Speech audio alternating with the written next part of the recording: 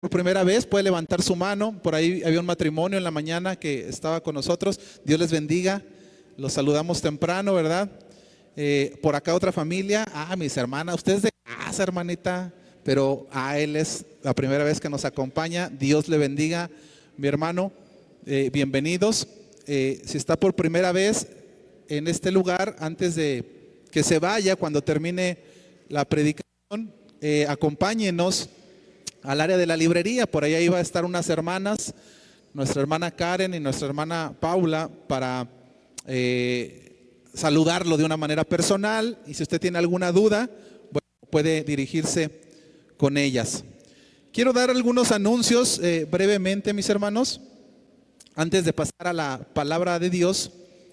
Y bueno, el primer anuncio es que el próximo domingo, 10 de la mañana, en el horario de la escuela dominical, en la clase de discipulado, se va a iniciar con el tema de bautismos. Entonces, todos los que no están bautizados, fíjese que no dije todos los que no tienen a Cristo. Si usted no está bautizado, usted tiene que estar en esa clase el próximo domingo. ¿Por qué? Porque se le va a presentar el Evangelio. Y si usted tiene años en el Evangelio y no se ha bautizado, pues se le va a jalar las orejas. ¿Por qué no se ha bautizado? Usted está en desobediencia a Dios si no se ha bautizado. Entonces, el próximo domingo vamos a estar ahí en las clases de bautismo, 10 de la mañana, porque la primera semana de abril, que es en el día donde cae esta vez el sábado de Semana Santa, vamos a tener bautismos con el favor de Dios. Entonces prepárese, ore, asista a la clase. No quiere decir que si usted va a esa clase ya se va a bautizar a fuerza. No, se le va a dar lo que la Biblia dice acerca del bautismo, y ya usted en oración, en dirección del Espíritu Santo, puede tomar una decisión si quiere bautizarse, aprovechar, ¿verdad? Ahora en Semana Santa, primero Dios, podamos bajar a las aguas bautismales, que han sido de mucha bendición esos testimonios para la iglesia. Entonces tiene toda esta semana para orar, y el próximo domingo los espero a las 10 de la mañana en la clase del salón de arriba, que es donde está la clase de discipulado. Esa clase de discipulado se da cada 6 meses, se acaba y entran otros nuevos a esa clase de discipulado, y dentro de la clase de discipulado, que son los primeros pasos, se da la materia o el tema del bautismo. ¿Qué dice la Biblia acerca del bautismo? Entonces, por eso es que los estamos invitando. Y un segundo anuncio, para aquellas hermanas y hermanos que Dios les dio el don de el sazón, que su esposa les dice: qué rico preparas la comida. Bueno, eso es de parte de Dios, para que usted sepa que tiene el don, ¿verdad? Nuestra hermanita Mónica, que es la encargada de coordinar el talento de la cocina, si ustedes se han dado cuenta, cada domingo hay un grupo de hermanos que prepara alimentos para que a la hora de que salgamos, si usted no quiere cocinar en casa, bueno, puede comprar ahí, o si quiere tener un tiempo de convivencia aquí con los hermanos, pues también puede comprar ahí. Y por ejemplo, también los hermanos que salen a misión, pues no alcanzan a ir a su casa y regresar, entonces se aprovecha para que se coma aquí. Ese alimento se vende, y ese alimento, lo que se gana de ese alimento, bueno, pues obviamente va para el recurso de lo que se necesita la iglesia. Entonces, pero pues siempre faltan manos. A la cocina y a los niños todo el mundo les rehuye. ¿Por qué será? Entonces nuestra hermanita Mónica va a tener una junta con los que ya están inscritos. ¿Esto cómo funciona, mis hermanos? Los que se apunten, se hace un rol. A uno le toca un domingo, y depende de los que se hayan apuntados, le toca hasta el otro domingo. O sea, si se apuntan 10, pues le va a tocar hoy y le toca dentro de 10 domingos. Entre más se apunten, pues se divide el trabajo y se hace menos. Entonces la hermanita Mónica está invitando, ¿verdad?, quien guste apuntarse para el ministerio de la cocina, bueno, es bienvenido. Al final del culto va a tener una junta, mi hermana Mónica, aquí de este lado. Los esperamos para todos los que ya sirven y quien se quiera integrar a este ministerio. ¿Está claro? Es una manera también de servir a nuestro Dios. ¿Sí? Dijo uno, ¿sí amén o no amén? Sí amén. Bueno, pues aunque no sea amén, ¿verdad? Tenemos que comer. Bueno, ¿está listo para la palabra de Dios?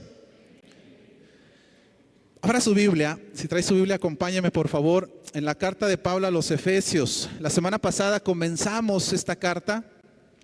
En los primeros capítulos no es sencillo, mis hermanos, porque es doctrina. Y bueno, como iglesia, el propósito es que esta carta, ¿verdad?, que Pablo habla a la iglesia en general, alinea los fundamentos de la iglesia. Entonces, en esta iglesia ha llegado gente nueva que se está apenas conociendo a Jesús. Hay gente que es cristiana y por diferentes causas ha decidido congregarse aquí. Entonces, bíblicamente como iglesia, ¿qué nos dice Dios? Ese es el punto de la carta. Y en la mañana de hoy vamos a estar estudiando el versículo 3 al 6. La semana pasada vimos el versículo 1 y 2 a manera de introducción, ¿verdad? Donde veíamos quién escribió la carta, a quién va dirigida y cuál es el propósito de la carta. En la mañana de hoy vamos a ver el plan eterno de salvación. Ese es el título del mensaje de hoy, el plan eterno de salvación. Vamos a tratar de estudiar del versículo 3 al versículo 6. Le voy a dar lectura y terminando me acompaña a hacer una oración para poner el tiempo en manos de nuestro Dios. Dice la palabra de Dios. No sé si se está proyectando por ahí o si no, ahí con sus Biblias. Preparen su Biblia. Dice la palabra de Dios: bendito sea el Dios y Padre de nuestro Señor Jesucristo, que nos bendijo con toda bendición espiritual en los lugares celestiales en Cristo. Versículo 4. Según nos escogió en Él antes de la fundación del mundo, para que fuésemos santos y sin mancha delante de Él, en amor, habiéndonos predestinado para ser adoptados hijos suyos por medio de Jesucristo, según el puro afecto de su voluntad, para alabanza de la gloria de su gracia, con la cual nos hizo aceptos en el amado. Vamos a orar, mis hermanos. Pídale a Dios que hable a su vida a través de la palabra. Amado Dios y Padre nuestro, venimos delante de su palabra, Señor. Padre, queremos glorificarlo, queremos exaltarlo como lo hemos hecho a través de la alabanza, ahora a través de la palabra. Mi Dios, pero sabemos, Señor, que no somos capaces, no somos buenos, su palabra es santa, son terrenos santos los que pisamos, Señor. Y Padre, por eso rogamos que sea usted el que tenga en control este tiempo, que sea usted poniendo su palabra en quien hoy predica, Señor, dando entendimiento en quien hoy escucha. Padre, háblenos a través de su palabra, Señor. Glorifíquese, que el nombre de Jesucristo sea glorificado y exaltado a través de la palabra en nuestro corazón, Señor. Y rogamos, hable su Espíritu Santo a través de la palabra al entendimiento, al corazón de cada uno de los que hoy escuchan. Si hubiese hoy alguien aquí, Padre, que aún no conociere a Cristo, le rogamos que use su palabra para que esa persona pueda venir en arrepentimiento y en fe a los pies de Jesucristo. Padre, y quien le ha conocido, Señor, que podamos crecer en amarle más, Señor, en santificarnos más. Mi Dios, permítame, Señor, transmitir, Dios, lo que creo usted ha puesto en su palabra. No permita que nos desviemos ni a izquierda ni a derecha, Señor.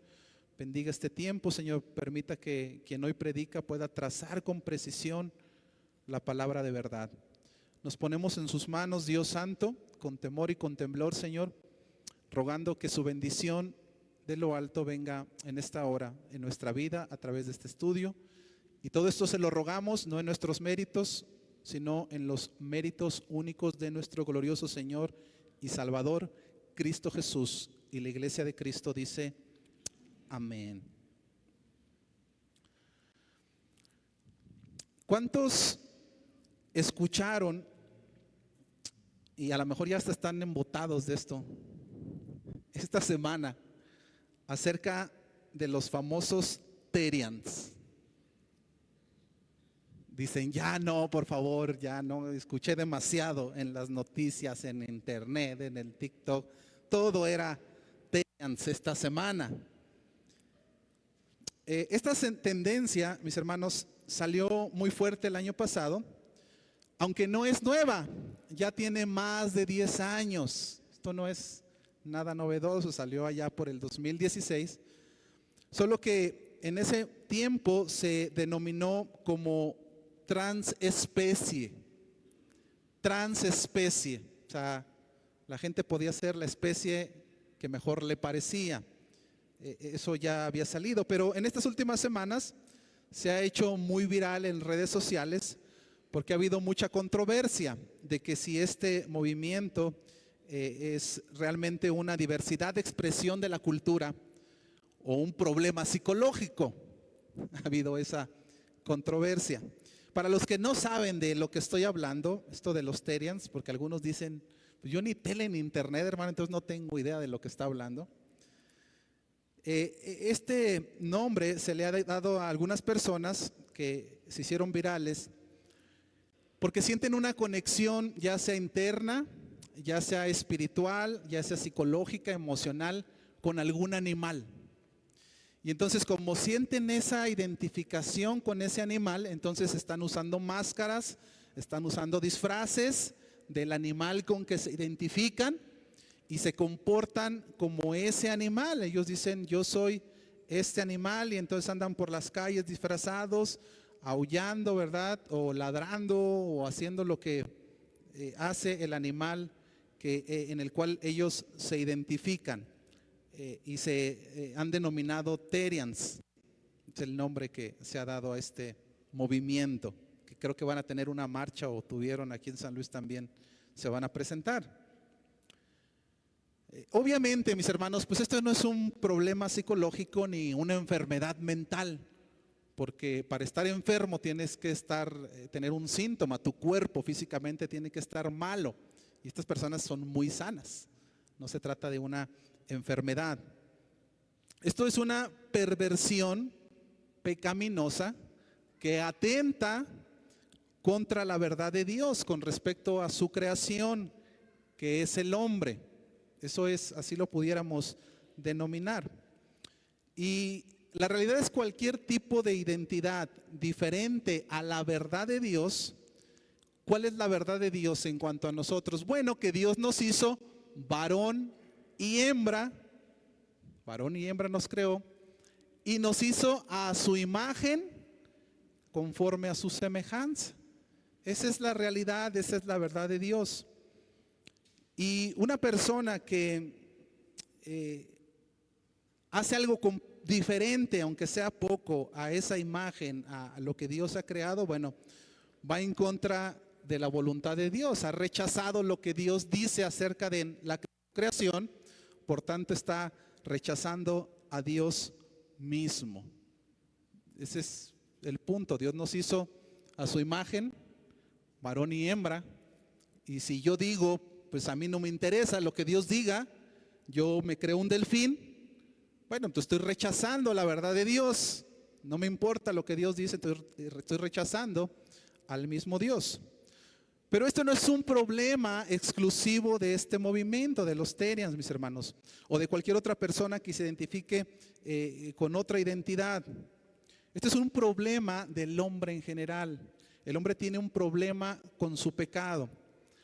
No solamente los Terians, todo hombre tiene este problema. Un problema que el mismo pecado lo lleva a no entender cuál es su identidad. El hombre no sabe cuál es su identidad, el hombre no sabe cuál es su propósito, el hombre no tiene normalmente una autoaceptación. ¿Te has fijado que los jóvenes, verdad, cuando dejan de ser niños y empiezan a entrar a la edad de la adolescencia, donde se dan cuenta que esa inocencia ya no está y empiezan con una bronca, porque no saben qué son? Es que no tengo identidad, no sé qué soy, no sé si soy de aquí o soy de allá, dijo la India María. Y entonces empiezan estos movimientos que dicen, pues como yo no sé, voy a ser un perro dálmata. Pero va más allá, mi hermano, de un movimiento. Es un tema de que la persona no entiende quién es. Y por eso existen un montón de libros, de seminarios, de conferencias, de técnicas que tratan de mostrarle al hombre cuál es el propósito. Hay libros que tienen este nombre, ¿verdad? Descubre el propósito de tu vida. Encuentra tu identidad. Y, pues yo no tengo identidad, deja busco el propósito de mi vida, deja busco mi identidad. Y ahí andamos buscando la identidad. Y dentro de estos movimientos y de estas enseñanzas, se nos ha dicho muchas cosas, como por ejemplo, que para encontrar nuestra identidad, nosotros primero tenemos que trabajar en nosotros mismos, que tenemos que aprender a amarnos para después poder encontrar nuestra identidad, que tenemos que ser disciplinados para llegar a la cima. O sea, tú quieres saber quién eres, tu propósito, pues sé disciplinado para que llegues a la cima. ¿Cuál cima? ¿La cima de quién? ¿Cuál es la cima, verdad? O otras personas dicen que tenemos que trabajar para ser exitosos. Es que no encuentro mi propósito de vida, no encuentro mi identidad. Tienes que esforzarte para encontrar el éxito. Por eso te sientes así. Y yo preguntaría, ¿y qué es el éxito? ¿Qué es el éxito? Porque hoy el éxito, según internet, lo que nos venden los youtubers famosos es tener mucho dinero, tener mucha fama, si es hombre tener muchas mujeres, si es mujer tener muchos hombres, salir en un jet y destapar botellas de vino y rociarla y pasársela fenomenal, aunque realmente están vacíos por dentro. Entonces los jóvenes piensan que ese es el éxito y que el día que lleguen a ese momento habrán encontrado su identidad o su propósito de vida.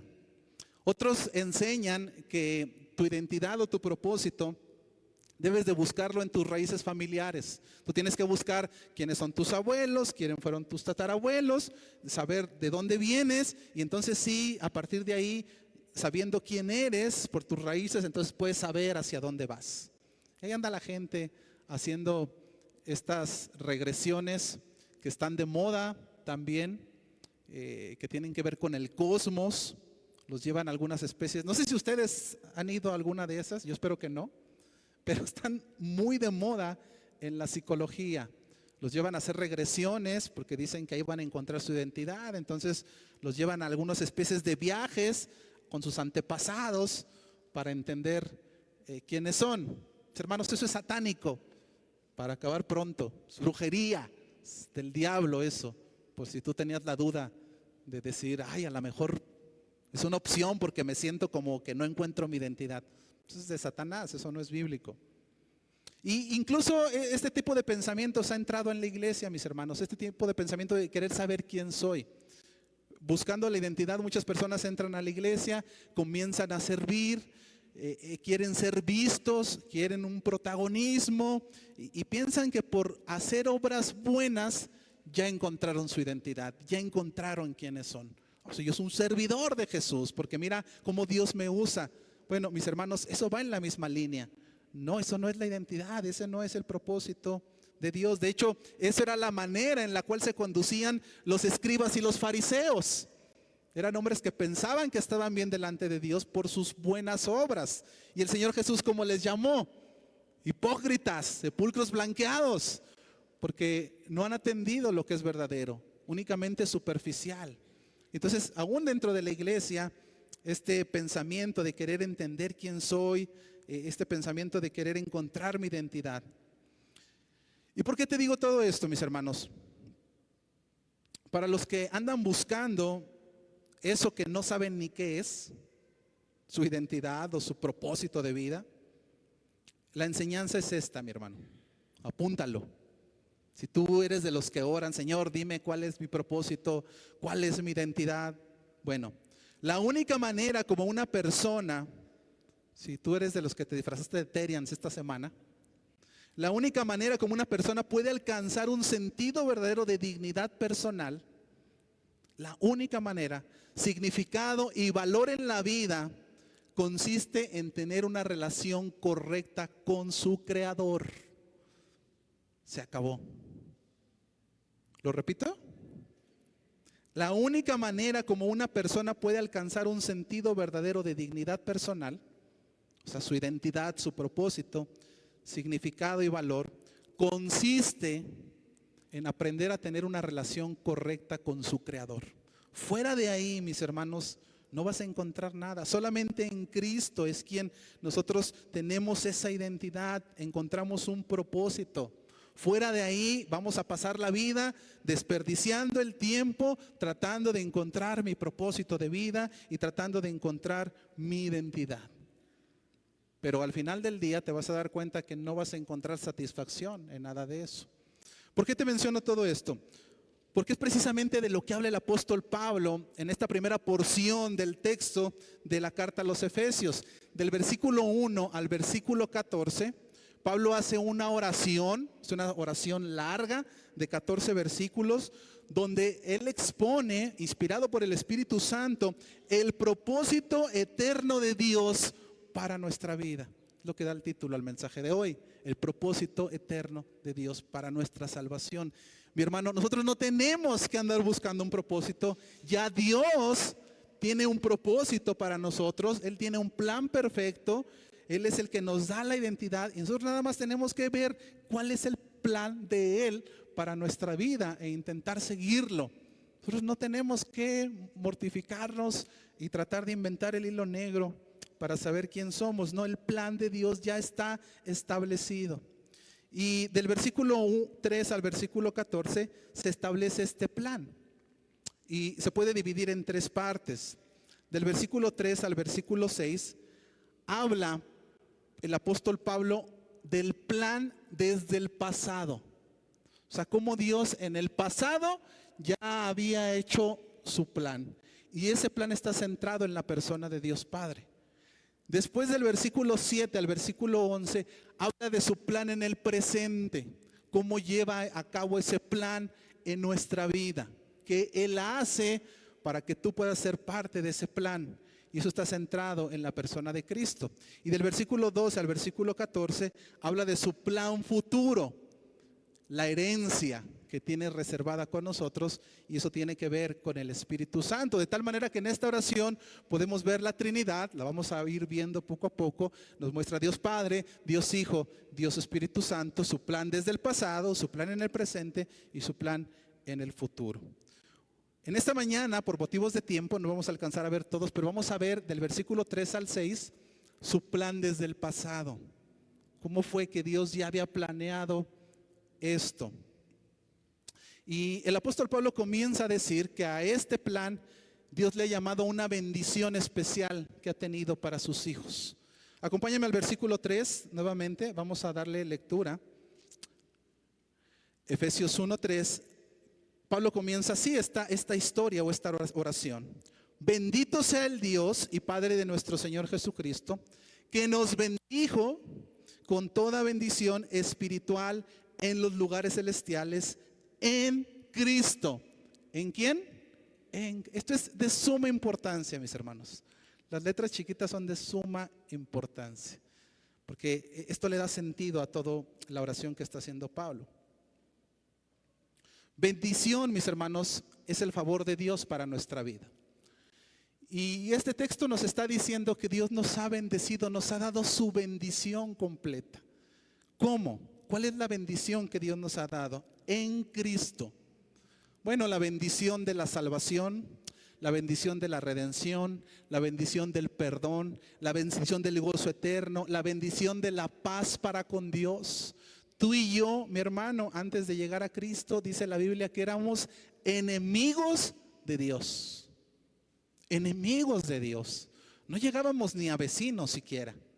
Dios nos veía como sus enemigos. Bueno, ahora Somos hijos, nos ha dado paz para con Dios. Eso es increíble. Entonces dice Pablo, bueno, lo primero que quiero que entiendas es que esa bendición te la ha dado Dios. Y es importante ver esto porque muchas personas piensan que la bendición de Dios, por ejemplo, para la salvación, yo la puedo encontrar en cualquier parte. Cualquier camino llega a Roma. Que teniendo cualquier ídolo, cualquier santo, creyendo en cualquier cosa, yo un día voy a recibir esa bendición que solo se encuentra en los lugares celestiales. Y eso es una total mentira. Hay personas que piensan y dicen, yo soy buena persona, yo no necesito de Dios, yo no necesito ir a la iglesia, al final de mi vida yo voy a recibir esa bendición espiritual de los lugares celestiales, o sea, esa eternidad, de lo que sea que eso sea, porque no conocen a Dios obviamente, porque soy bueno. Esa persona está creyendo en Él. O sea, él cree que él puede solo llegar a esa bendición. Mis hermanos, y eso no es verdad.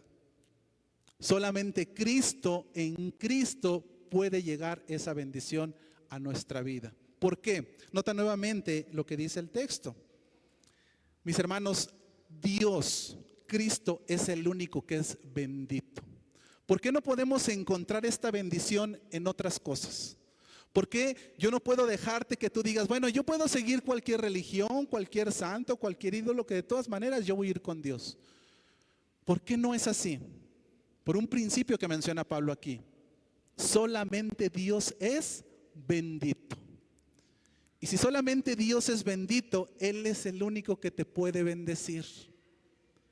Y las bendiciones que te va a dar son bendiciones de los lugares celestiales. Estamos hablando de eternidad. El único que está en la eternidad hasta la eternidad y el único que se encuentra en los lugares celestiales y que puede bendecir de esa manera porque es su naturaleza, porque es bendito, es Dios. No hay nadie más. Por eso es que yo no puedo encontrar esa bendición en cualquier otro lado, ni siquiera en mí mismo. Yo tengo que venir a Cristo. Nota nuevamente el versículo 3. Bendito sea el Dios y Padre de nuestro Señor Jesucristo. Él es bendito. Bendito sea Él.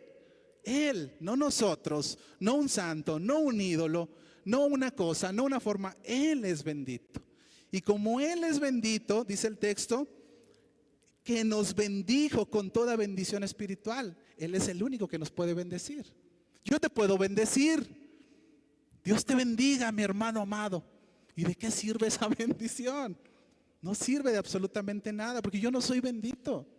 Puedo desear que Dios te bendiga. Puedo orar porque Dios te bendiga. Eso es otra cosa. Pero de mis labios no puede salir esa bendición. O sea, sí un buen deseo, pero tú sigues igual, porque el que bendice, ¿quién es? Dios. Esta enseñanza a veces de que en tus labios está el poder de la vida y de la muerte y tú puedes bendecir y maldecir. Mis hermanos, el único que tiene poder en su boca, ¿quién es? Dios. Él es el único que dijo y fue hecho. Tú te la puedes pasar diciendo en tu casa que la casa se recoja, que la casa se recoja, que la casa se recoja. Y cuando abras los ojos, ¿qué crees? Va a seguir el tiradero. Si tú piensas que tienes poder en tu boca, pruébalo. Tú dices, yo tengo poder en mis labios para hablar, así me enseñó los pastores Cash Luna y compañía. Bueno, pues ponte a decirle ahí a la casa, ¿verdad? Que esté limpia, ¿verdad? Que esté llena mi cartera de dinero, que esté llena mi cartera de... Y vas a abrir tu cartera y vacía, ¿verdad? Porque no hay poder, mi hermano. El único que dice y fue hecho es Dios. Entonces es por eso que nosotros no podemos encontrar esta bendición en otros lados. Ahora, ¿cómo es que Dios nos da esta bendición que tiene que ver con la eternidad? Y ese es el punto. Pablo comienza a explicar cómo es que Dios nos da esa bendición. Ya lo dije, primero nos muestra el plan, luego nos muestra el cómo y luego nos lleva a la seguridad de esa bendición espiritual. Entonces hoy vamos a ver el plan. Y esto comienza con una idea de Dios, mi hermano. Y esa es la primera enseñanza que quiero que meditemos. ¿Cómo es que Dios me bendice? Porque en primer lugar Dios dio desde tiempos pasados.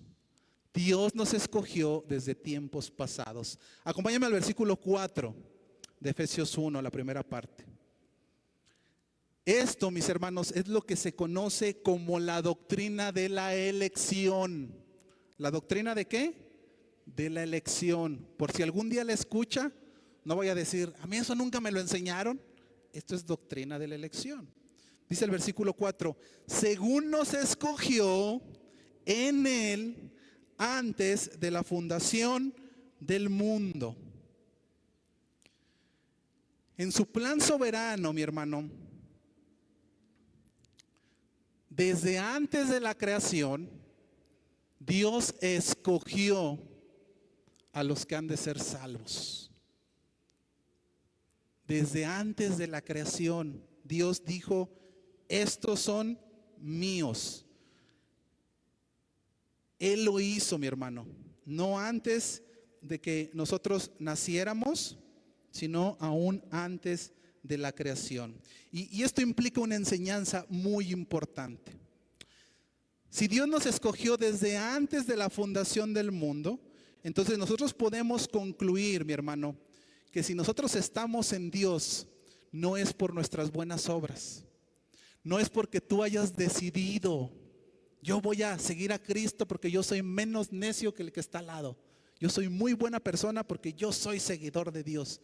Yo lo amo a Dios, siempre lo he amado. Mi hermano, ¿cómo lo ibas a escoger tú a Él? ¿Cómo lo ibas a amar tú a Él? Si Él dice la palabra de lo que vamos a ver, que te escogió, no desde antes de que nacieras. Él te escogió desde antes de la creación del universo como lo conocemos. Ya estabas en el corazón de Dios, ya estabas en la mente de Dios. Esto, mi hermano, anticipa a la caída del pecado del hombre. De pronto vemos a Adán y Eva pecando y decimos, yo creo que Dios creó al hombre y luego pecaron y luego le tuvo que enderezar mandando a Cristo para darnos salvación. No, mis hermanos, Cristo no es el plan B de Dios. Dios sabía que Adán iba a pecar. Dios sabía que tú ibas a pecar. Dios sabía que yo iba a fallarle. Y aún así nos amó, aún así nos escogió, aún así envió a Cristo para darnos salvación. Aún así su anticipado consejo ya tenía todo planeado. Ya sabía que cuando hiciera la creación iba a pecar y ya él sabía cómo iba a componer nuestro corazón.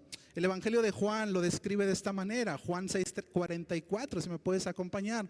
Juan 6:44. Dice el texto, ninguno puede venir a mí. Nadie puede venir a Dios si el Padre que me envió no le trajere. Esa es la elección. Y Dios nos escoge y te lleva a Cristo. Nadie puede venir a Él si primero Dios no lo trae. Y entonces yo le resucitaré, está hablando Cristo, en el día postrero. Él es el que nos trae a Cristo. Esto tiene que ver con Dios Padre. Por eso te decía, el pasado, el plan tiene que ver centrado en Dios Padre. Esta palabra trajere que menciona Juan es la palabra helkuo. Y es una palabra griega que significaba o se usaba para describir una persona que era traído con una fuerza interna sobre algo. Daba un ejemplo en la escritura esta palabra. Imagina una persona que no ha comido en varios días y de pronto le ponen una mesa con los mejores manjares, con las mejores comidas, con un pozole, con un menudo, con unas gorditas de chicharrón, una coca de 2 litros. Miren, ya están. Y eso que usted sí desayunó o comió, ¿verdad? Anoche. Mis hermanos, ¿y qué siente la persona? Una atracción. Se va a balanzar sobre la comida. La persona tiene un deseo atrayente sobre esa comida. No es que nadie necesita decirle, ve a comer. No, hay un deseo por ir. Bueno, esa es la figura, esa es la idea que da el apóstol Juan aquí. Dios pone en nosotros un deseo por ir a Cristo. Yo no sé si tú recuerdes cuando tú conociste a Dios, pero tú tienes que empezar a pensar en esta idea de cómo Dios preparó todo para que tú tuvieras un encuentro con Él y cómo empezó a haber en ti un deseo por empezar a buscarlo. ¿Por qué antes no había ese deseo? No, Dios tuvo que poner en nosotros ese deseo para entonces empezar a desear alabarle, para empezar a desear a buscarle, para empezar a desear a pasar tiempo con Él en oración. Los que son nuevos a lo mejor todavía no entienden qué es pasar tiempo con Dios en oración. Pero conforme empiezas a caminar en tu caminar cristiano, te vas a dar cuenta que hay una necesidad en tu corazón de querer pasar tiempo con Dios, alabándole, glorificándole, encerrado en tu puerta, orando. Cuando pasa tiempo y dices, no he tenido tiempo para orar, te sientes frío, te sientes seco, te sientes con hambre espiritual, y dices, me urge ir a la iglesia, me urge encerrarme a orar. Y vas y oras y sales fortalecido. ¿De dónde viene ese deseo? Dios te está trayendo a los pies de Cristo. Él nos atrae a Cristo. ¿Está claro, mis hermanos? Entonces Dios nos escoge. ¿Cómo nos escoge? Él nos atrae. Nadie viene si el Padre no lo trae. Dios en su plan ya te había escogido y te trajo a Él. No es que tú dijiste, por mis ojos azules, porque soy muy listo, yo voy a ir a Cristo. No, Dios tuvo misericordia de ti, te amó y te trajo a Cristo. Mi hermano, ni cuenta nos dimos a qué horas. De repente ya estabas aquí alabándole, llorando, entregando tu corazón. Y dices, bueno, ¿a qué horas? Pues si yo era bien mundanote, si yo era bien pecadorzote, yo andaba ahí en las fiestas en el barrio, ahí con los bailes, con mi amigo el Motas y mis hermanos, esos éramos nosotros.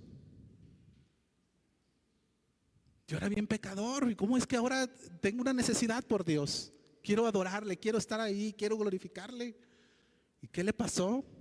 Te encuentran tus amigos que conocías antes, te encuentran tus compañeros. Y bueno, ¿a ti qué te pasó? ¿Por qué te hiciste bien aburrido? A mí mis amigos me dejaron de invitar a las fiestas, mis hermanos.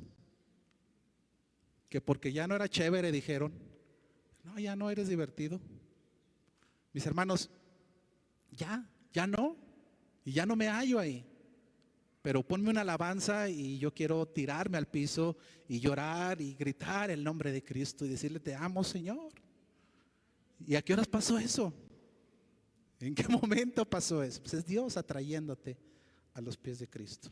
Ahora, aunque Dios nos escoge, mis hermanos, y nos atrae a Él con esa fuerza sobrenatural, el hombre es responsable de su pecado y de arrepentirse. Dios no se arrepiente por ti.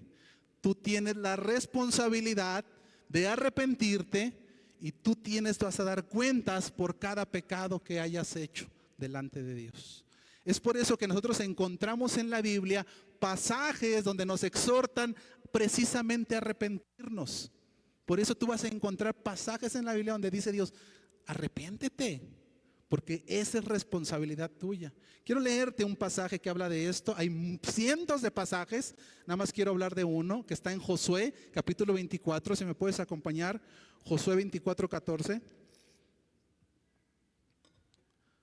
Está Josué predicándole al pueblo. Dios le dice a Josué, dales un ultimátum. El pueblo conocía a Dios, el pueblo había visto la mano de poder de Dios para sacarlos de Egipto, para salvarlos, para llevarlos a Tierra Santa. Y estos hombres decidieron seguir adorando otros dioses. Y dice Dios a Josué, Josué, predícales y dales ultimátum.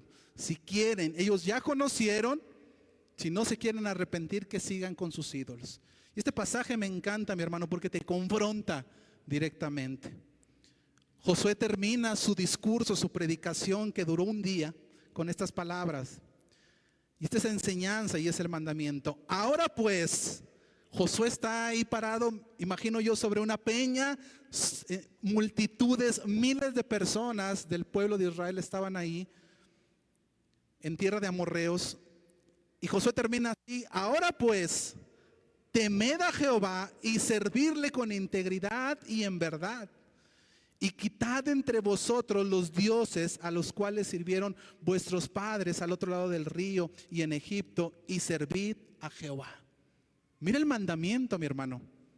No les dice, miren, si tienen chance, si tienen oportunidad, ¿verdad?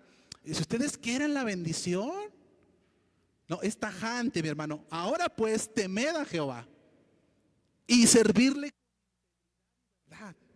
Temer a Jehová es servirle con integridad y con verdad.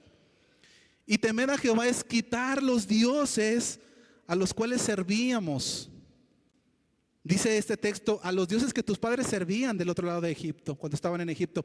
Mis hermanos, cuando el pueblo de Israel estaba en Egipto, comenzó a adorar a los dioses de los egipcios. Y entonces los hijos, esta otra generación, fue enseñada de esa manera y ellos también comenzaron a adorar a estos dioses que no se trataban de Jehová. Ahora, a lo mejor nosotros no estamos adorando a los dioses de Egipto. Pero si tú quieres servir a Dios con integridad, si tú quieres temer a Jehová realmente, tienes que destruir esos dioses. ¿Cuáles son nuestros dioses? Pues los dioses del pecado, mi hermano. El egocentrismo, el orgullo, la vanidad de la vida, el chisme, las drogas, el alcohol, la pornografía, el adulterio, la fornicación, la lascivia, las malas palabras, la mentira, la murmuración. Ese es nuestro ídolo. El dinero, el placer, a eso idolatramos, a eso seguimos, por eso vivimos. Y dice Josué, si quieres seguir en verdad a Dios, tira tu ídolo, rómpelo. No puedes seguir a Dios y tener tu ídolo. Eso es lo que a veces muchos cristianos piensan, que pueden seguir a Dios y con el ídolo aquí a un lado, ¿verdad? Continúa Josué, versículo 15. Y mira esto. Y si mal os parece servir a Jehová, o sea, así como que, y si no quieren, miren, no pasa nada. A veces estamos acostumbrados, mis hermanos, a llevar un incorrecto evangelio. Hay un cuadro, una pintura, una foto de Apocalipsis 3, donde hay una casa y está una familia cenando en una casa muy pintoresca, muy bonita. Está la fogata, está el perro en medio de un bosque.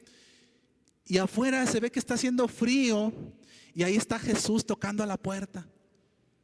Y dice el texto, ¿verdad? He aquí, yo estoy a la puerta y llamo. Si tú oyeres mi voz y abrieres, yo entraré y comeré contigo.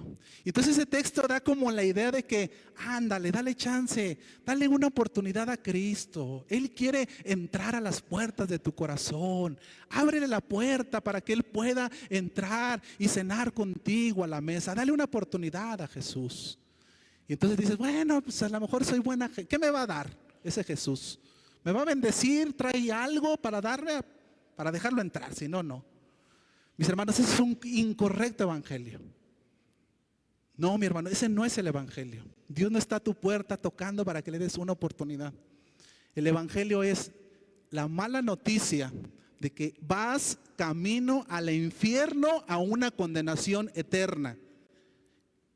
Ese es el principio del evangelio. Y si no aceptas a Cristo en tu vida, si no le recibes como tu único Señor y suficiente Salvador, vas a acabar en esa condenación eterna.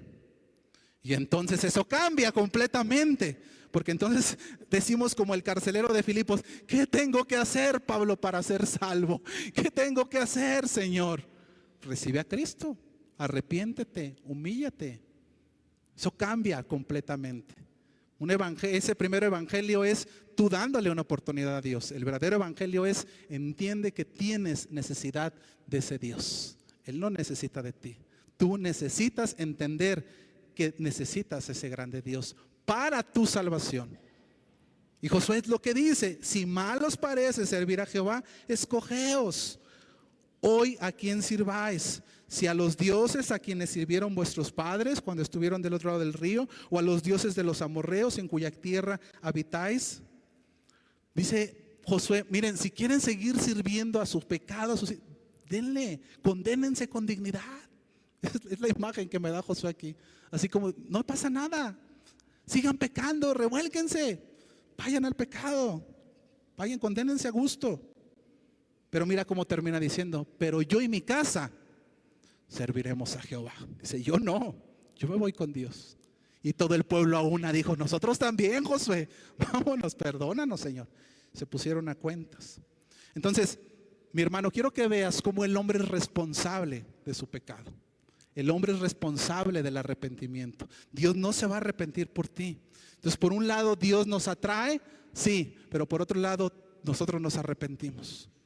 Y estas dos verdades, mis hermanos, la verdad de que Dios es el que salva pero también la verdad de que tú eres el que te tienes que arrepentir, que tú eres responsable de tu pecado. Son dos verdades bíblicas que en nuestra mente finita no podemos poner en sintonía.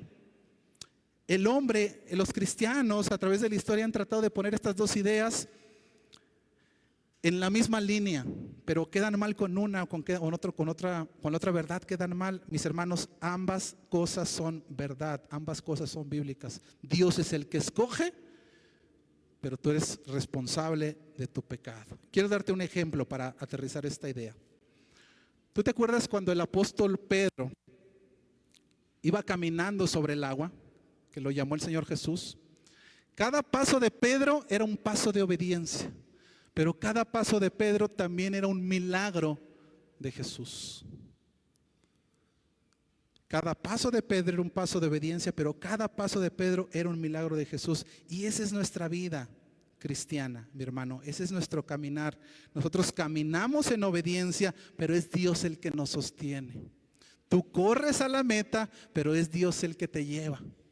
Nosotros caminamos por la senda, pero es Dios el que no nos deja que nos caigamos.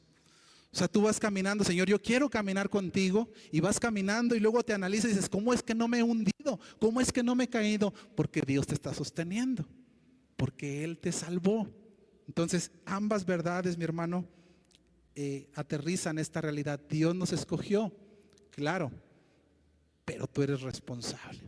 Si tú dices, es que Dios es injusto al escoger a unos y a otros no, vayan a Juan capítulo 6, versículo 37. Dice el texto, todo lo que el Padre me da, vendrá a mí. Y al que a mí viene, no le echo fuera. Aquí están las dos realidades. Dios me trae, pero no te preocupes, Dios no va a rechazar a nadie que venga en arrepentimiento y fe a los pies de Cristo. Cualquier persona que venga a los pies en arrepentimiento y fe, Dios no lo echa fuera. Esa es la realidad. Pero somos tan malos que ni eso podemos hacer. Mis hermanos, esto comienza con un plan de Dios. La bendición espiritual de un día tenerte en ese lugar eterno en gozo comienza con el plan de Dios cuando te escogió antes de la fundación del mundo.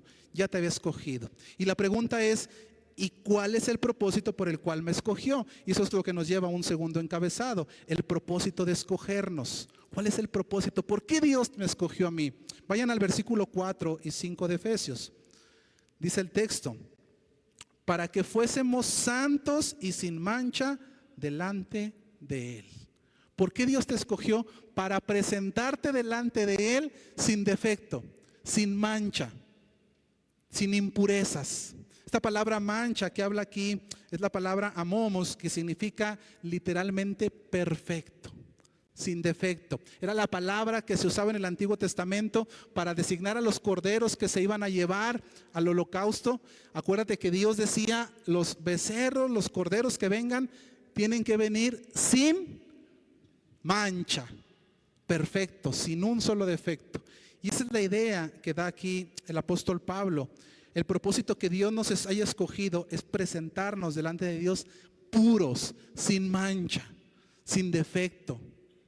Mi hermano, y obviamente esto está hablando de una posición, no de una práctica. Porque en la práctica todavía tenemos muchas manchas. Todavía estamos llenos de defectos.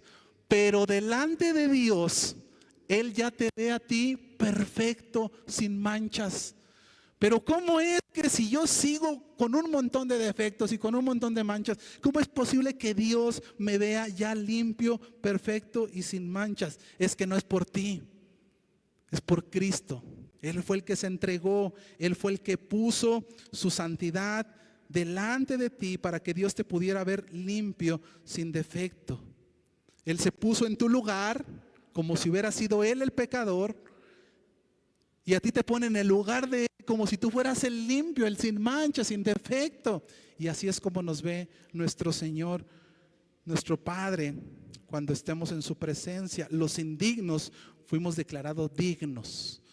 Los injustos fuimos declarados justos por el plan de Cristo en Él. Ese es el plan de Dios, ese es el plan eterno de Dios, presentarnos delante de Él sin mancha, sin defecto.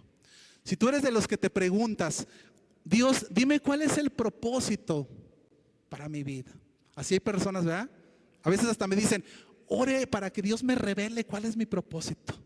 Bueno, te lo voy a revelar y no soy profeta. ¿Cuántos quieren saber su propósito en su vida? Levante su mano. ¿Nadie? Bueno, nos pasamos al otro punto. Para que ya no andes buscando, ¿verdad? Si tu propósito es ser un delfín o un perro dálmata, te voy a dar el propósito de Dios para tu vida. Efesios 5:25.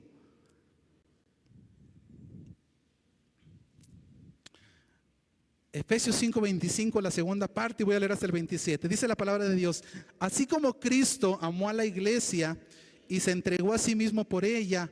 ¿Para qué? Para santificarla, habiéndola purificado en el lavamiento del agua por la palabra. ¿A fin de qué? ¿Cuál es mi propósito, Señor? A fin de presentársela a sí mismo una iglesia gloriosa, que no tuviese mancha, ni arruga, ni cosa semejante, sino que fuese santa y sin mancha. Ese es tu propósito, que Dios te presente delante de Él puro, limpio. Ese es todo el asunto, mi hermano amado. Todo lo demás es lo de menos, dijo el filósofo Cantinflas. Ese es tu propósito, amado hermano. Ahora, se pone mejor esto. ¿Por qué? ¿Cuál fue el motivo por el cual Dios quiere presentarme sin mancha y sin defecto? Por su puro amor a ti. Regresa a Efesios capítulo 1, versículo 5. Voy a leer desde el 4 al 5. Dice el texto, Efesios 1:4, según nos escogió en Él antes de la fundación del mundo, ya lo vimos, para que fuésemos santos y sin mancha delante de Él. Ese es el propósito. ¿Cuál es el móvil? En amor, habiéndonos predestinado para ser adoptados hijos suyos por medio de Jesucristo, según el puro afecto de su voluntad. ¿Sabes qué quiere decir eso? Según su soberanía, según su sabiduría. Por su amor te ha hecho sin mancha. Ahora eres limpio delante de Dios. Eso es increíble, mi hermano.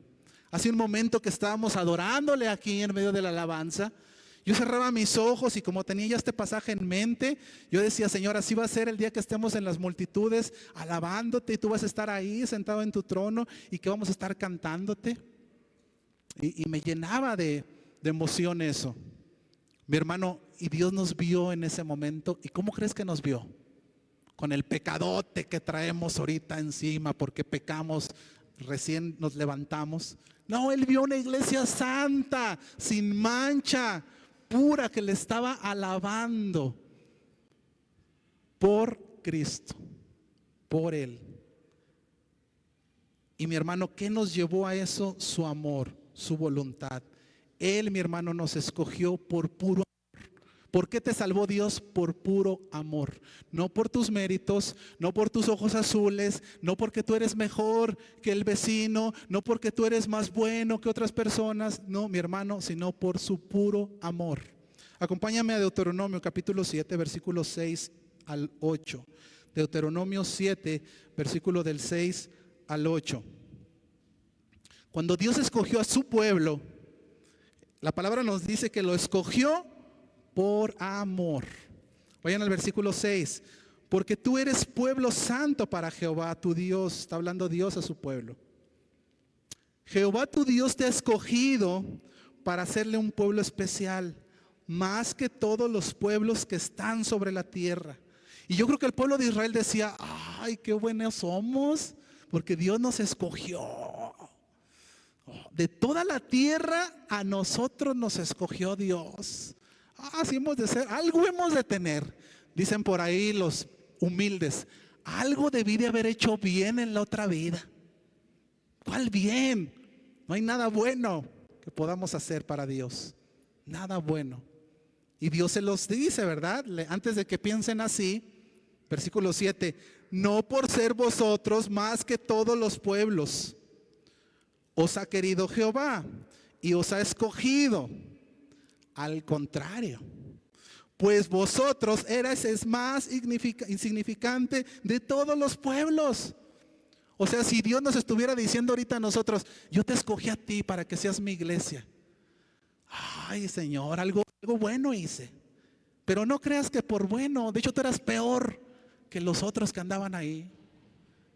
Ah, caray, eso es lo que le está diciendo Dios a su pueblo, por aplicación también a nosotros. Y entonces, ¿por qué los escogió? No por ser buenos, versículo 8, sino por cuanto Jehová os amó. Porque Dios lo amó. Dios amó al pueblo, Dios te amó a ti, por eso te escogió, por eso te salvó. Mis hermanos, este amor del que habla aquí Dios es un amor ágape. O sea, Dios nos ama sin condición. Dios te escogió por un amor que no esperaba nada a cambio. El ser humano, el hombre, mi hermano, no ama como Dios. El hombre ama de una manera interesada. El amor del hombre es condicional. Yo veo, ¿verdad?, a mi alrededor y yo elijo qué amar. Voy a amar a este bote, pero no porque haya algo bueno en mí, sino porque este bote puede darme algo a mí. Esa es una condicionante. Ese es el amor del hombre. Aún el amor entre la familia, aún el amor entre pareja tiene que ver con un amor de que a mí me hace bien sentir amarte. O sea, al final del día es un tema de orgullo, es un tema de estar pensando aún en mí. Cuando los jovencitos andan ahí de pareja quedando como novios y luego los corta la novia y el novio dice, me voy a quitar la vida porque yo te amo demasiado.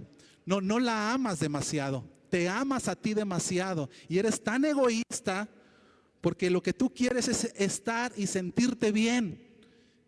Y necesitas que esté esa persona ahí para tú estar y sentirte bien. Tú te amas mucho a ti mismo, pero no amas a la otra persona.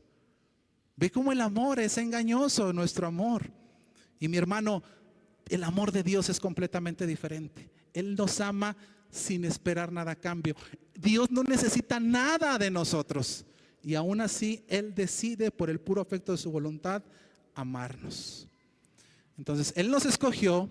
¿Con qué propósito? Para presentarnos delante de Él sin mancha, puros, limpios, por su amor, por su voluntad. ¿Y cuál es el resultado de eso? Y eso nos lleva al último punto, el resultado de escogernos. ¿Por qué Dios nos quiere presentar delante de Él puros y sin mancha? La respuesta es para adoptarte como su hijo. Acompáñame al versículo 5 y 6 nuevamente. Dice, en amor, habiéndonos predestinado para ser adoptados hijos suyos por medio de Jesucristo, según el puro afecto de su voluntad, para alabanza de la gloria de su gracia, con la cual nos hizo aceptos en el amado. Voy a repetir el versículo 5. En amor, habiéndonos predestinado, ¿para qué? Para ser adoptados hijos suyos por medio de Cristo. ¿Por qué Dios te presenta limpio? Para adoptarte como su hijo. El resultado, mi hermano, de que Dios nos salve, de que Dios nos adopte, es para que seamos sus hijos. La semana pasada veíamos que nosotros no somos más que esclavos de Cristo. Pero Dios en su infinita misericordia nos toma a pecadores redimidos y nos hace parte de lo más íntimo de su familia. Ahora somos hijos de Dios. Vaya a Romanos capítulo 8, versículo 15. Romanos 8:15, dice la palabra de Dios. Pues no habéis recibido el espíritu de esclavitud para estar otra vez en temor, sino que habéis recibido el espíritu de adopción por el cual clamamos, Abba Padre. Esta palabra, Abba Padre, es una palabra hebrea que usaban los judíos para referirse en una manera afectiva a sus padres. Abba.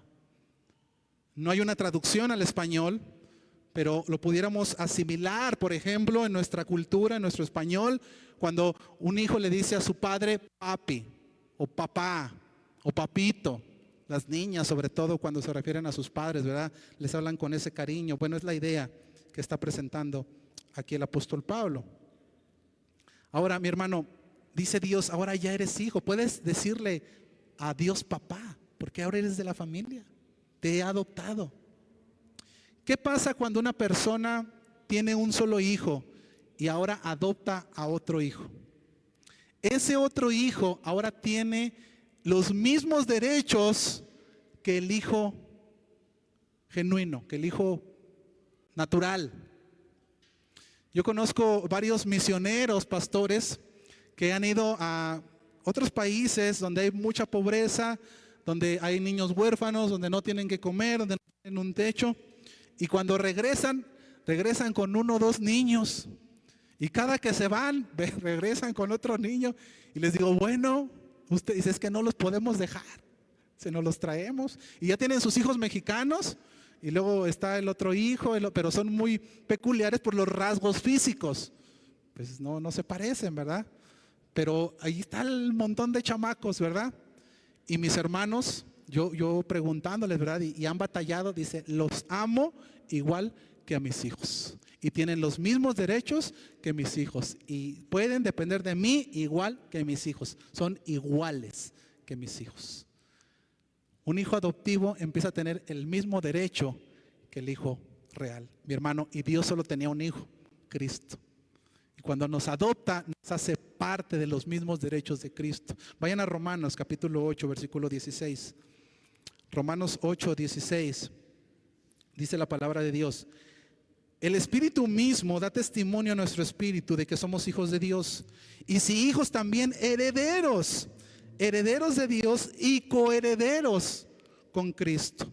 Eso quiere decir que la misma herencia que le toca a Cristo, ¿a quién le toca?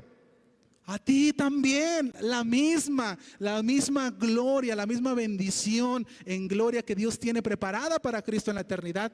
Tú eres parte de esa bendición. Pero yo no hice nada. No, es en Cristo. Por eso recalcaba al principio, es en Cristo. Tú no eres merecedor, yo tampoco. Es por Él. Él fue el que sí hizo. Y por Él nos hace coherederos. Es por eso que cuando oramos, mi hermano, ¿te has fijado que siempre decimos en el nombre de Jesús? Amén. Hay quien ni sabe por qué dice eso, pero pues como todos lo dicen, yo también lo digo. En el nombre de Jesús, amén. Es porque estamos pidiendo en el nombre de Jesús. Porque si yo pido en mi nombre, yo no he ganado nada. Yo no puedo pedirle a Dios nada en mi nombre. Yo se lo pido en el nombre de aquel que ganó todo. Y dice Dios, ese sí, pido en el nombre de Cristo. Y entonces soy heredero de todas las bendiciones que a Cristo le iba a dar el Padre. Para que fuésemos hechos hijos de Dios. Termina el apóstol Pablo en el versículo 6. ¿Por qué quiso que fuésemos sus hijos? Mis hermanos, ¿por qué Dios quiere que seamos sus hijos? Versículo 6 de Efesios 1. Para la alabanza de la gloria de su gracia, con la cual nos hizo aceptos en el amado. Para la alabanza y gloria de su gracia. Para que Él sea glorificado, para que Él sea aceptado, para que Él sea honrado. Mi hermano, si Él me salvó, si Él me hizo hijo, si Él me perdonó, si Él me purificó, si Él me puso en los lugares celestiales, si Él me está dando todas las bendiciones de Cristo a mi vida, ¿quién merece la gloria? Él merece la gloria. ¿Qué vamos a decir nosotros? Bueno, pero yo también participé, a mí, apláudanme poquito. No, ríndete y adórale. Él merece, Él es el único digno de toda la gloria, toda la honra y toda la alabanza. Solamente Cristo. Todo lo que Él hizo es para su gloria, para su honra. Por eso en 1 Corintios dice en 10:31, dice, si pues coméis o bebéis o hacéis otra cosa, hacedlo todo para la gloria de Dios. Quiero concluir con esto. Mi hermano, Dios nos bendijo. Así comienza Pablo. Dios te bendijo. ¿Cómo me bendijo? Él me escogió. ¿Para qué me escogió? Para santificarme. ¿Para qué me santificó? Para presentarme delante de Él sin defecto, sin mancha. ¿Y para qué me presenta delante de Él sin defecto, sin mancha? Para adoptarme como su hijo. ¿Y cuál es el motivo de esto? Su amor y su gloria. Ese es el resumen del texto. Él nos escogió. ¿Para qué? Para presentarnos delante de Él limpios. ¿Para qué nos presenta limpios? Para adoptarnos como sus hijos. ¿Cuál es el móvil? Su amor, su misericordia, su voluntad para su gloria. Mis hermanos, esta porción de la carta a los Efesios nos muestra cuál es nuestra posición en Cristo y cuáles son nuestras posesiones en Cristo. Ahora, todo lo que tenemos en Cristo. Concluimos con esto, mi hermano. La única manera como una persona puede alcanzar un sentido de dignidad personal, significado y valor en la vida es que tú conozcas a tu Creador y que tengas una relación como la Biblia dice que debes de tener con Él. No como tú piensas que debes de tener esa relación, no, como la Biblia dice que debes relacionarte con Él. Hay muchos que piensan que estoy con Dios, pero no te estás relacionando con Él como la Biblia dice. No estás con Dios. No, es una relación como la Biblia dice que debemos de tener con Él. Repito, esto es bien importante. La única manera como una persona puede alcanzar un sentido de dignidad personal, significado y valor en la vida es en conocer a tu Creador y tener una relación como la Biblia dice que debes de tener con Él. Mi hermano, fuera de Cristo no hay identidad. Fuera de Cristo no hay razón, no hay motivo. Tú puedes identificarte como un perro, como un gato, como un tiburón, como decíamos al principio. Y muchos, mis hermanos, juzgamos a estas personas esta semana. No crea que no vi que usted escribió ahí también, hijos del diablo y no sé qué tanto, y que eran el endemoniado gadareno y que no sé qué tanto. Mis hermanos, cuidado. La humanidad no está mejor que estos jóvenes. La humanidad no es mejor que estos jóvenes. La gente hoy busca también su identidad, quizá no en un animal, pero asómate poquito a la calle y te vas a dar cuenta que la gente busca su identidad en una profesión, en un título, en una pandilla, en las drogas, en amigos, en una pareja. Hay quien piensa que cuando tenga la pareja, ahora sí va a estar completo y pleno. Mentira del diablo. Hay quien lo busca en lo material. Cuando consiga esto, cuando compre esto, cuando adquiera esto. Mis hermanos, no es el perro ni el gato, pero es buscando tu identidad en algo que no es Dios, en algo material, en un placer. Hay quienes se van más lejos, ¿verdad? Y buscan su identidad en el género. Dicen, yo voy a ser mujer, si soy hombre voy a ser mujer. Y al final del día, mi hermano, buscar una identidad que no esté en Cristo, vas a seguir sintiéndote vacío.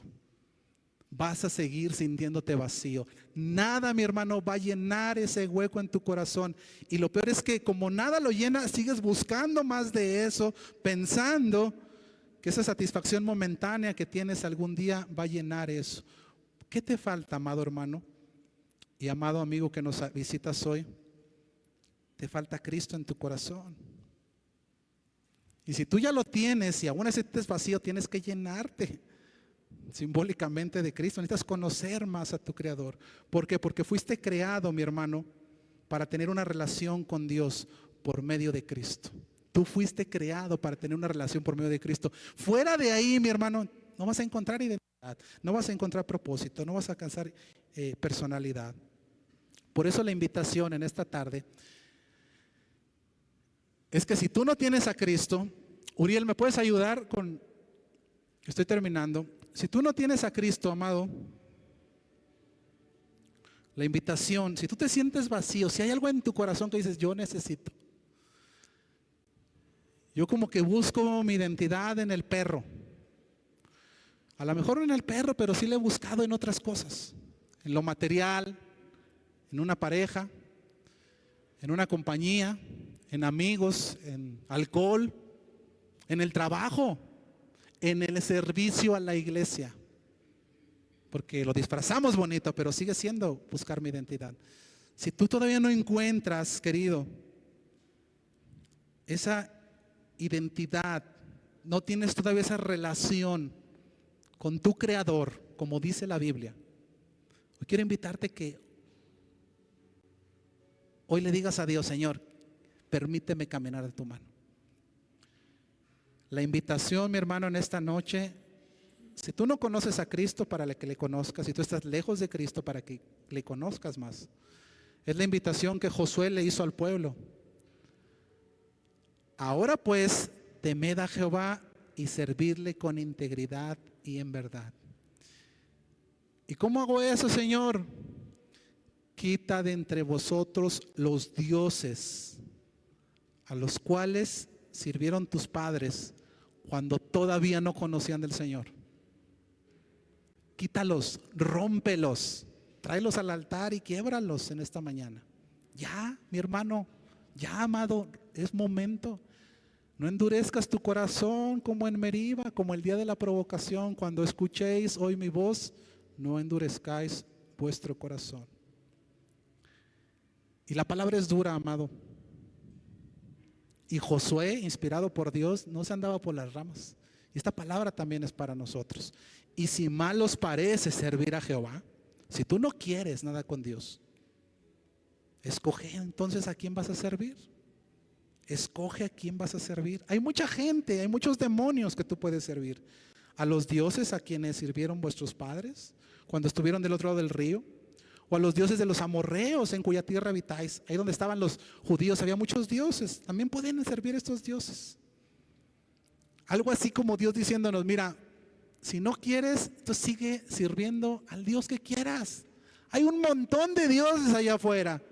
Hay un montón de religiones allá afuera. Hay un montón de cosas que tú puedes dedicarle tu corazón. Condénate con dignidad. Qué terrible, mis hermanos. Qué fuerte palabra. Pero a mí me atrapan las palabras de Josué cuando termina esto. Dice, pero una cosa yo te digo, dice Josué, yo y mi casa, yo no sé tú, pero yo y mi casa serviremos a Jehová. ¿Cuántos le quieren decir en esta mañana a Dios? Señor, yo no sé los demás, pero yo y mi casa serviremos a Jehová. ¿Quieres decirle al Señor? Ponte de pie. ¿Quieres decirle al Señor, yo y mi casa serviremos a Jehová? Si hay alguien que no está siguiendo a Cristo en temor, mi hermano, díselo, díselo. Señor, quiero servirte, quiero conocerte en verdad. Quizá me he dado cuenta con las predicaciones que en verdad no te conozco. Permíteme conocerte. Quizá únicamente era oidor de la palabra, pero ahora sé que tienes un plan desde antes de la fundación del mundo para mi vida. Tienes un propósito, Señor, permíteme ser parte de ese propósito. Toma una decisión en arrepentimiento y fe y ven a Cristo. Tu propósito ser santo, tu identidad ser hijo de Dios, el motivo su amor, el resultado su gloria. Amado Dios, te damos gracias, Dios, por tu palabra, Señor. Gracias, Padre Santo, porque no somos buenos, no somos dignos, Señor. Padre, es solo tu amor, es solo tu gracia que nos vio con ojos de misericordia. Ni siquiera antes de que naciéramos, Señor, sino antes de la fundación del mundo. Padre, todavía no creabas el mundo y tú ya estábamos en tu corazón. Tú ya sabías que íbamos a fallarte. Tú ya sabías que íbamos a necesitar de esa cruz. Gracias por tu amor, gracias por tu misericordia, gracias por tu gracia. Padre, ayúdanos a vivir a la luz de esa realidad de que somos hijos tuyos. Que no pensemos, Padre Santo, y que no seamos engañados por el enemigo creyendo que porque conocemos un poco la Biblia realmente somos hijos. Que podamos examinarnos en esta tarde y que podamos vivir a la luz de esa realidad de hijos tuyos. Padre, que podamos declarar con nuestro corazón en esta mañana como iglesia, yo no sé los demás, pero yo y mi casa serviremos a Jehová. Para alabanza de tu gloria, para alabanza de la gracia, de la gloria de tu nombre. Que podamos alabarte un día, Dios. Te lo rogamos en los méritos santos, Señor, porque no hay más. Solamente en su nombre, en su gracia, en su amor. Nos declaramos nosotros incompetentes, Señor, y nos humillamos delante de la gloria de Cristo. Oramos, Padre, tu bendición para tu pueblo, en el santo nombre de Cristo Jesús. Amén y amén. Dios les bendiga, amados hermanos. Salude a su hermano. Bendiciones.